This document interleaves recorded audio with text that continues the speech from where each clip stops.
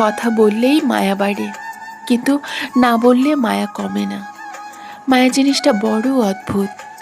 কখনো শব্দের পর শব্দ সাজিয়ে কারো মনে জায়গা করে নেয়, আবার কখনো চুপচাপ না বলা কথাগুলোর মাঝেই সবচেয়ে গভীর অনুভবটা লুকিয়ে থাকে। কেউ হয়তো বলে কথা বললেই হয়তো মায়া বাড়ে, কিন্তু না বললেও মায়া কমে না। এই কথাটা শুনতে যতটা সহজ, এর মানে ঠিক ততটাই গভীর।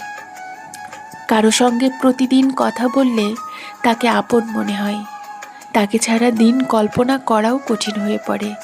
কিন্তু এমন মানুষও তো আছে যার সঙ্গে হয়তো বহুদিন কথা হয় না, তবুও তার জন্যে মনের কোণে এক টুকরো মায়া জমে থাকে, যা সময়, দূরত্ব, এমনকি নীরবতাকেও হার মানায়।